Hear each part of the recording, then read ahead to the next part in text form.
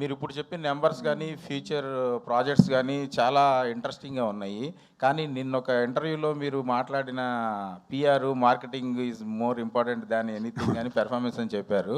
So దాన్ని బట్టి మీకు ఎక్కడో అసంతృప్తి ఉంది. 30 సినిమాలు చేసిన నటుడుగా, ప్లస్ మీరు హిందీ సినిమాలు చేశారు, తమిళ సినిమాలు చేశారు, మల్టీ స్టార్ చేశారు అని.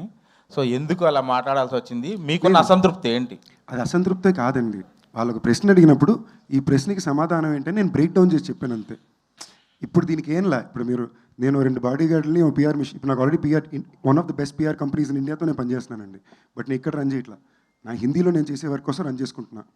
ఓకేనండి. ఇక్కడికి వచ్చేసరికి వంశీశేఖర్ వాళ్ళకన్నా బెటర్ పిఆర్ ఇంకోరు లేరు.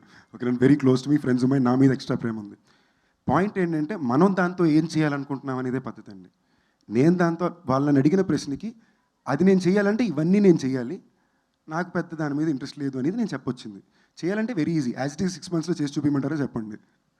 మీరు పిఆర్ మార్కెటింగ్ మీదే మన ఇది ఆధారపడి ఉంటుంది అంతే అనుకుంటున్నారు. కాదు, మీకు ఫర్ ఎగ్జాంపుల్ నాకన్నా చాలా టాలెంటెడ్ యాక్టర్స్ చాలామంది ఉన్నారండి. ఓకేనా, at the end of the day everything matters, especially today everything matters. ఇప్పుడు మీరే ఈ మాట మీడియా వాళ్ళు అడిగితే ఎలా చెప్పండి? మీరు చెప్పండి, పిఆర్ మీడియా కరెక్టా కాదా?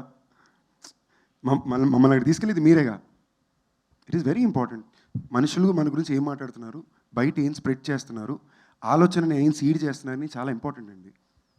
లేదా మనం చేయకపోతే మన గురించి నెగిటివ్ ఇంకెవరో సీడ్ చేస్తారు, అది సీడ్ అయిపోద్ది కదా. నేను అది ఇంపార్టెంట్ అని ఓపెన్ చేసి చెప్పాను అంతే.